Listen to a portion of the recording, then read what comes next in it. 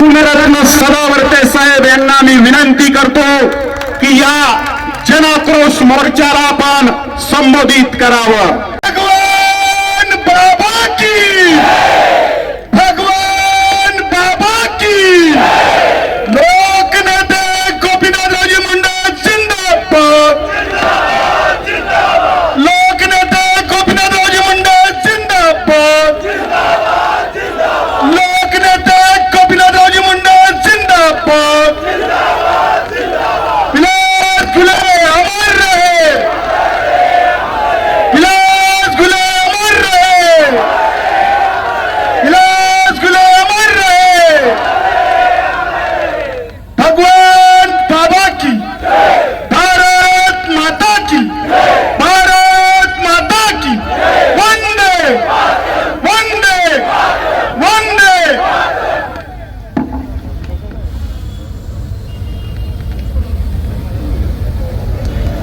भगवान बाबांना वंदन करून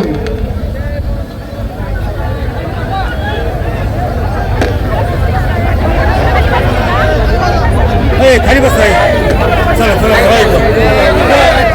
भगवान बाबांना वंदन करून त्यांच्या विचाराची ऊर्जा अंगात घेऊन, विचारात घेऊन आज सकाळी दर्शन घेतल्यानंतर मी आज आपल्या समक्ष घुले कुटुंबियांच्या या आंदोलनात कायदेशीर मत मांडण्यासाठी तर उपस्थित आहेच, परंतु त्याही सोबत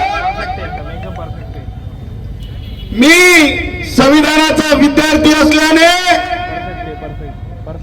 आणि संविधानामध्ये भावनांचा आदर सांगितलेला असल्याने विलासची आई म्हणजे आमची आई, विलासचे वडील म्हणजे आमचे वडील,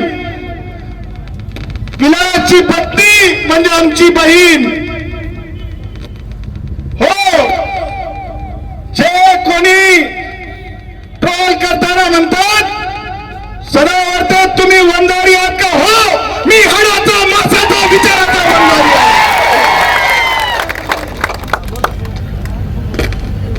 त्या नाबालकांना माहित नाही त्यांची बुद्धी नाबालिकी आहे।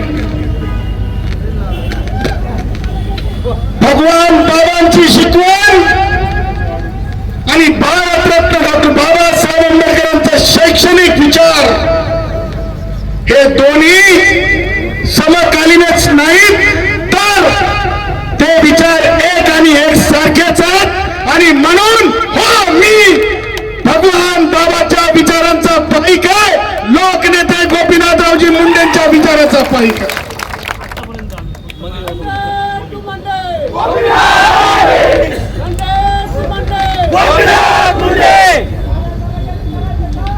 आज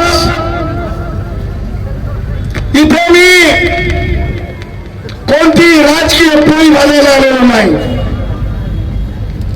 मी जेव्हा बोलतो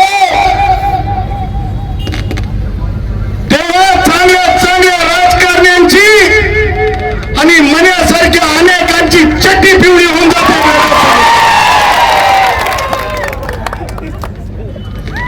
आज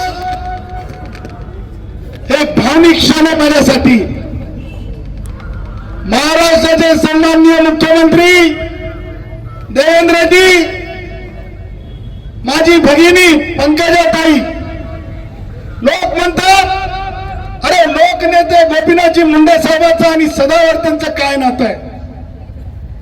आज हे चपटी पावशेरी तुला सांगतो काय नातं आहे ते।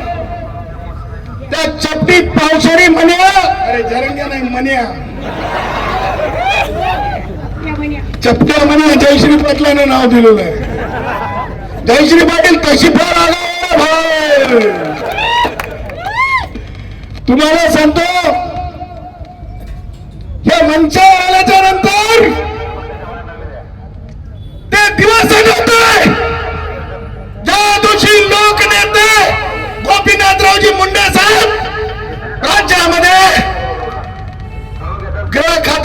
काय होतं.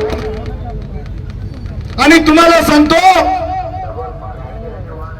जयदत्त अण्णाच्या डॉक्टर मुलांना माहिती आहे, केशर काकूंच्या नातू असलेले बंडू भानकर साहेबांना माहिती आहे, पंडित साहेबांच्या बहिणीच्या मुलांना माहिती आहे, राहुल पाटील पासून सगळ्यांना.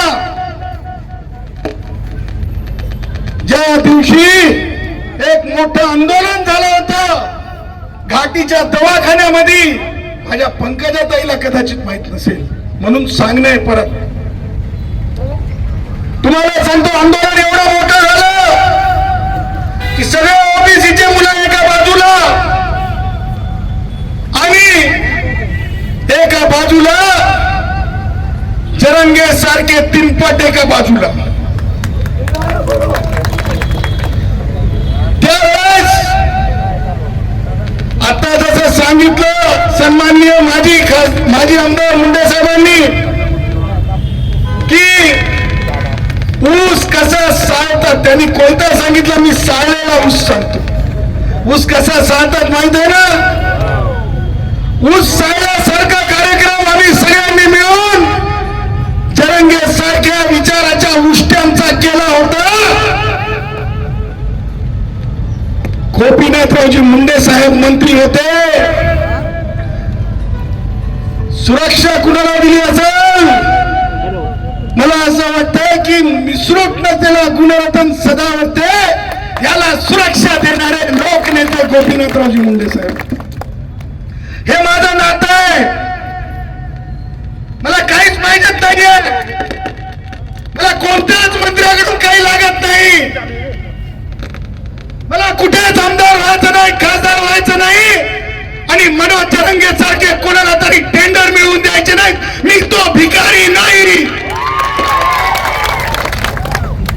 माझे भावनिक नातं आहे आणि म्हणून विलासची आई माझी आई आहे. 2 दिवस आई माझ्या घरी होती, माझ्या ऑफिसला होती आणि हो रे हो खासदार बजरंग एका तासातच सीआयडीला तपास दिलाय.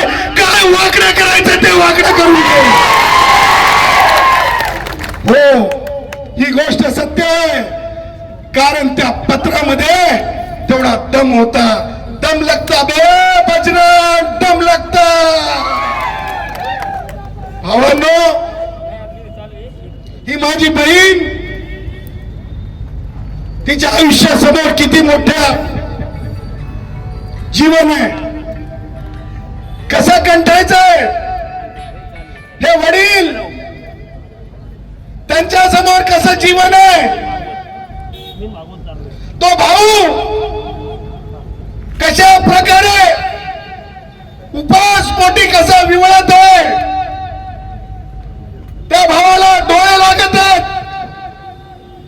माझ्या गुन्ह्याच्या उपोषणामध्ये आणि मन्याच्या उपोषणामध्ये काय फरक आहे ते सांगतो. मन्या जेव्हा उपवास करतो क्या खाता है? काजू खाता है, किशमिश खाता है और देसी चपटी बाथरूम में जाके पीता है. तुम्हाला सांगतो, ये भी एक राज की बात है. कभी तो भी किताब लिखूंगा तो बताऊंगा कि ये सब किसने मुझे बताया था. काजू खाता है, खजूर खाता है. थोडा क्लिव देऊन सोडतो. या बाबतीमध्ये कधीतरी हसत पत्रकारांनी आमच्या, आणि जात म्हणून उदयला म्हणत नाही ब्राह्मण, आमच्या उदय सामंतांना एकदा विचारूनच घ्या. म्हणजे सांगतील तुम्हाला की कैसे खजूर खाता है. सांगायचं तात्पर्य, आमच्या गुलांच्या उपोषणामध्ये आणि मन्याच्या उपोषणामध्ये हा फरक आहे. एक लक्षात ठेवा, माननीय धनंजय मुंडे असतील,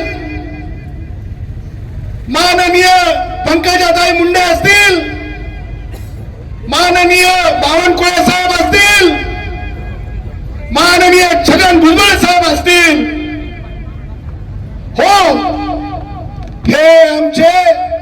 नेतृत्व आहेत. या नेतृत्वांना जसं माझ्या आईला गुन्हे आईला त्रास आहे तसाच माझ्या नेतृत्वांना सुद्धा त्रास आहे. तुमच्यासाठी आपल्यासाठी गुन्हे हे नुसतं एक प्रकरण नसून हे अपप्रवृत्तींना छडी घेऊन नीट करण्यासाठीचं प्रकरण आहे. हे लक्षात ठेवा, डोक्यात ठेवा.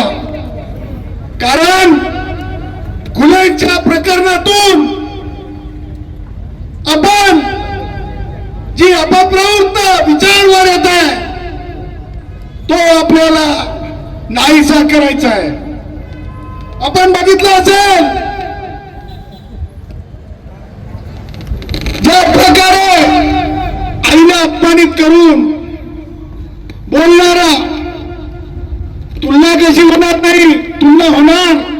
मग अशी कुणीतरी म्हणलं तुलना होऊ शकत नाही, तुलना होणार.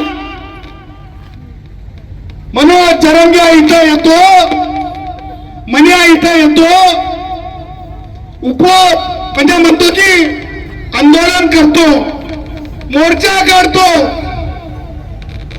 मला सांगा, माननीय वाल्मिक कराड साहेब यांची चार्जशीट सुद्धा मी वाचली. मग एक न्याय वाल्मिक कराड साहेबांना तर दुसरा न्याय का हो बरं? बजरंगच्या अवलादीला, बजरंगच्या अवलादीला. त्यामुळं दुसऱ्या प्रकारचा न्याय देऊ दिला जाणार नाही. वंजारी असेल, बंजारा असेल किंवा वडार भाऊ असेल किंवा लोहार भाऊ असेल, कुंभार भाऊ असेल, त्यांना जी लायकी आणि उंची संविधानाने दिली आहे त्याच्यापेक्षा वर कोई पाटील नाहीये, कोई देशमुख नाहीये. सगळे बरोबरीचे. मला पुढे जाऊन बोलताना हे सांगायचंय, तुम्ही या भिडामध्ये आले म्हणे आणि तुम्ही जाहीर करून टाकलं कोण आरोपी आहे कोण आरोपी नाही. सुप्रियाताई, तुम्ही कधी बीडच्या पोलीस हवालदार म्हणून भरती झाला होतात का हे मला माहिती नाही. कारण तुम्ही असं बोलूच कसं शकता? मला प्रश्न उपस्थित करायचा आहे त्या तमाम पुढाऱ्यांचा. ते तमाम पुढारी जे मतदानाच्या वेळेस अनेकांनी प्रश्न उपस्थित केले, ते तमाम पुढारी आमच्या वंजारी भावांच्या मतासाठी अग्रेसर असतात. पेटासमध्ये सुप्रियाताई शेम शेम, सुप्रियाताई शेम शेम, सुप्रियाताई शेम शेम. समाजाच्या मंत्र्यांचा सुद्धा तुम्ही समाचार घ्या. पुढे काय करायचं ते सदावते बघून देईन हे मी तुम्हाला शब्द. घाबरायचं नाही. सगळं गाव जरी एका समाजाचा असेल आणि हे घर जरी वंजारी भावाचं असेल, तुम्हाला खात्री सांगतो, सर्वोच्च न्यायालयाचा दाखला देत सांगतो, संविधानाचा दाखला देत सांगतो, तुमचा केसही कोणी वागडा करू शकत नाही आणि मनोज जरंगे काही फार बांधू शकत नाही हे सुद्धा सांगतो. तुम्हाला सांगतो, मनिया, तुझ्या अकलेमध्ये फक्त तेवढंच केळसोने विचार आहेत आणि तुझे केळसोने विचार हे अंतिम नाहीत. तू कुणाला बोलतोस, कुणासाठी बोलतोस ते आता मराठा समाज सुद्धा समजायला लागलाय. माझ्याकडे आयडियाच्या विद्यार्थ्यांचे फोन आहेत, बीडच्या विद्यार्थ्यांचे फोन एकत्र येतात. माननीय मुख्यमंत्री महोदय, हा समाज आणलेला नाही, आपल्या पायानं आलेला, बरोबर की नाही? तुम्हाला कोणी गाड्या लावून दिल्या होत्या का? भगवान बाबाची शपथ खाऊन का गाड्या लावून दिल्या का? मनोज जरंगे सारखे वाळूवाले एकत्र येऊन, वाळू तस्कर एकत्र येऊन हे आलेले जनता नाही आहे. आणि या आंदोलनाची तुलना वाळूवाले रेतीवाल्याच्या आंदोलनासोबत होऊ शकत नाही, हे लक्षात ठेवा. आणि म्हणून काय सांगायचं मत आहे, ह्या प्रकरणामध्ये आम्हाला न्याय पाहिजे. आता जेव्हा आम्हाला न्याय पाहिजे, मला सांगा स्पष्टपणे सप्लिमेंटरी जबाबामध्ये डायरेक्ट डिक्लेरेशनचे स्वरूप सांगितलेलं असेल. मी आजपासून गुन्हे कुटुंबियांच्या परवानगीने 8 दिवसाची मुदत देतो. 8 दिवसात बजरंगच्या पोराला सप्लिमेंटरी स्टेटमेंट मध्ये CDR मध्ये रोल असेल तातडीने FIR मध्ये नाव करा, अटक करा, नाहीतर 8 दिवसाच्या नंतर या बहिणीची शपथ तुमची खेळ नाही. लक्षात ठेवा, या बहिणीचे अश्रू रिकाम्या जाऊ देणार नाही. मला लाखोच्या मोर्चाची गरज नाही. हे बाप, ही माय, ही बहीण, हे एवढे जण घेऊन बंबईत बसेल सदावरते, तेव्हा कळेल की संविधानात दिलेल्या लोकशाहीचा अर्थ काय. नुसता बजरंगचा पोरगाच नाही, जर बजरंग जर त्याच्या तुझ्यासारखा साला छटाक नाही माझा गुन्हा भाऊ. बघ माझ्या भावाला बघण्याच्या नंतर, आणि तू काय नाव ठेवतो आमच्या तेली समाजाच्यांना. तुझ्या एकनाथ शिंदे साहेब काय शाहरुख खान दिसतात की काय सलमान खान दिसतात रे. आमचा बघ, आमचा गुन्हे भाऊ बाप विलास, अरे आमचा असा काही पोटचा गोळा हिरा